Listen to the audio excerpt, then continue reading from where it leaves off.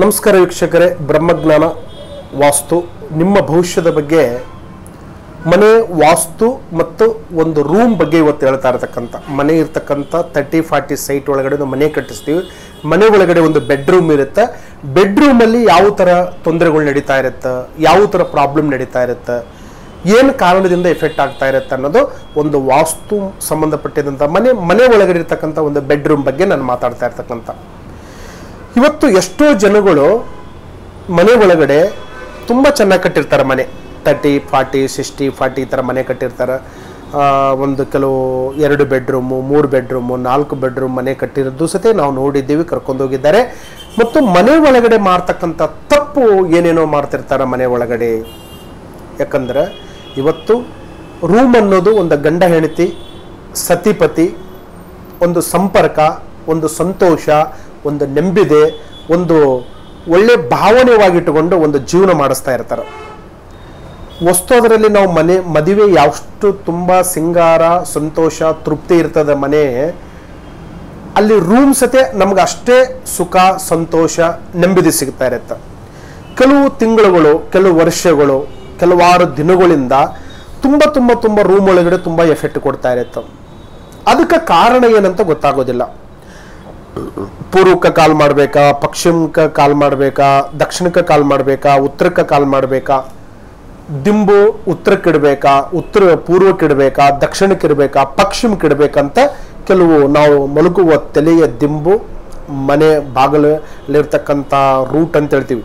ಕೆಲವಾರು ಜನಗಳು ಬೆಡ್ರೂಮ್ ಒಳಗಡೆ ಅವ್ರಿಗೆ ಇಷ್ಟ ಬಂದಂಗೆ ಮಲ್ಕೊಂಡ್ಬಿಡ್ತಾರೆ. ಇಷ್ಟ ಬಂದಂಗೆ ಅವರು ಜೀವನ ಮಾಡ್ತಾ ಇರ್ತಾರೆ. ಅವ್ರಿಗೆ ಹೇಗೆ ನಿದ್ದೆ ಬರುತ್ತೆ ಆಗ ಒಳ್ಳಾಡ್ತಾ ಇರ್ತಾರೆ. ಅಂದರೆ 4 ಕಡೆ ತಿರುಗ್ತಾ ಇರ್ತಾರೆ ರೂಮ್ ಒಳಗಡೆ. ಅವರಿಗೆ ಈ ಮೆಥಡ್ ಒಂದು ಕಡೆ ಸಿಗೋದಿಲ್ಲ, ಅಂದರೆ ಮೇಂಡ್ ಒಂದು ಕಡೆ ನಿಲ್ಲಲ್ಲ ಅಂತ ಅರ್ಥ. ತುಂಬ ಚಂಚಲ ಆಗ್ತಾ ಇರುತ್ತೆ. ಒಂಥರ ಸಂತೋಷ ಇಲ್ದಂಗೆ ಆಗುತ್ತೆ, ತೃಪ್ತಿ ಇಲ್ದಂಗೆ ಆಗುತ್ತೆ. ಏನು ಮಾಡಿದ್ರೆ ಫುಲ್ ರಿವರ್ಸ್ ಆಗ್ತಾ ಇರುತ್ತೆ. ಅದರಿಂದ ಮನೆಯ ವಾಸ್ತು ಬೆಡ್ರೂಮ್ ಒಳಗಡೆ ಪ್ರತಿಯೊಬ್ಬರು ಅವರ ಉಡುಪುಗಳು, ಅಂದರೆ ತೊಡುವ ಬಟ್ಟೆಗಳು, ಮತ್ತು ಅಲ್ಲಿರ್ತಕ್ಕಂಥ ಸುಮ್ಮನೆ ಒಂದು ಪರ್ಸ್ ಇರ್ಬೋದು, ಒಂದು ಹಣ ಇರ್ಬೋದು, ಅಲ್ಲಿ ಯಾವ ಜಾಗದಲ್ಲಿ ಹೆಂಗಿಡ್ಬೇಕಂತ ಅವರು 100% ಅವ್ರಿಗೆ ಗೊತ್ತಿರಲ್ಲ. ರೂಮ್ ದೊಡ್ಡದಿದೆ ವಿಶಾಲವಾಗಿ, ಯಾವ ಜಾಗದಲ್ಲಿ ಮನಸ್ಸು ಬರುತ್ತೆ, ಈಶಾನ್ಯ ಅಂತ ಗೊತ್ತಾಗಲ್ಲ, ಆಗ್ನೇಯ ಅಂತ ಗೊತ್ತಾಗಲ್ಲ, ನೈಋತ್ಯ ಅಂತ ಗೊತ್ತಾಗಲ್ಲ, ವಾಯು ಅಂತ ಗೊತ್ತಾಗಲ್ಲ, ಬ್ರಹ್ಮಸ್ಥಾನ ಅಂತ ಗೊತ್ತಾಗೋದಿಲ್ಲ. ಅವ್ರು ಇರ್ತಕ್ಕಂಥ ರೂಮ್ ಒಳಗಡೆ ಹಾಗೆ ಹೀಗೆ ಇಟ್ಬಿಡ್ತಾರೆ.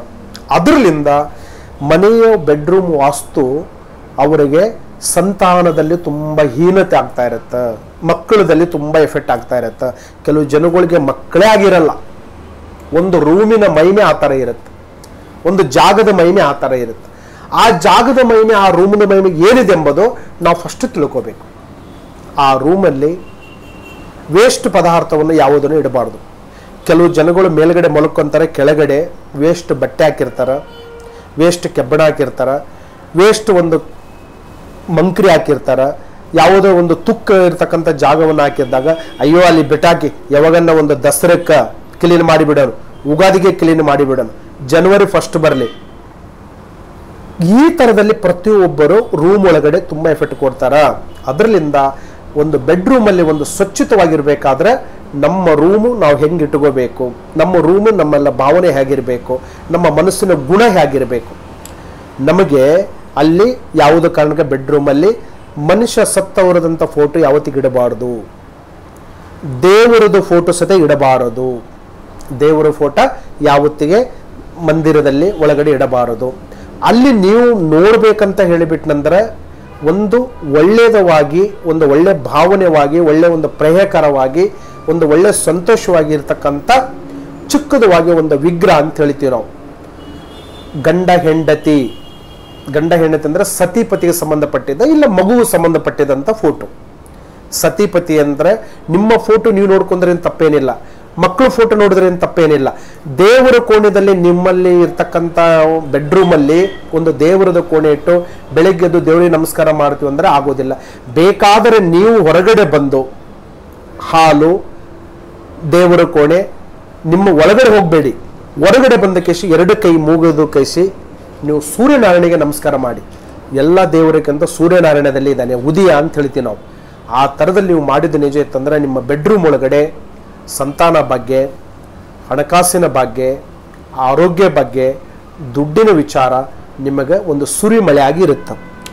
ರೂಮಲ್ಲಿ ನೀವು ಯಾವುದು ಬೇಕು ಯಾವುದು ಇಟ್ಟುಕೊಂಡು ಬಿಟ್ಟನಂದ್ರೆ ಗಂಡ ಹೆಂಡತಿ ಹೊಂದಾಣಿಕೆ ಇರಲ್ಲ, ಗಂಡ ಹೆಂಡತಿ ಪ್ರಿಯಕಾರ ಇರೋದಿಲ್ಲ, ಸತಿಪತಿ ಒಳಗಡೆ ತುಂಬ ಸಂತೋಷ ಇರೋದಿಲ್ಲ, ಒಂದು ನೆಮ್ಮದಿರೋದಿಲ್ಲ. ಇವ್ರ ಮಾತು ಅವ್ರಿಗೆ ಇಷ್ಟ ಆಗಲ್ಲ, ಅವ್ರ ಮಾತು ಇವ್ರಿಗೆ ಇಷ್ಟ ಆಗಲ್ಲ. ಸುಮ್ಮನೆ ಗಲಾಟೆ, ಕಿರಿಕಿರಿ, ಅಡೆತಡೆ, ಕೋರ್ಟು ಕಚೇರಿ ಮತ್ತು ನೋಡ್ಬೇಕಂದ್ರೆ ಡೈವರ್ಸ್ ಅಲ್ಲಿವರೆಗೆ ಹೋಗುತ್ತೆ ಈ ರೂಮಿಂದ. ಆದ್ರೆ ಅಂತ ಘಟನೆಗಳು ರೂಮಲ್ಲೇ ಇರುತ್ತೆ ಕಂಟಕ.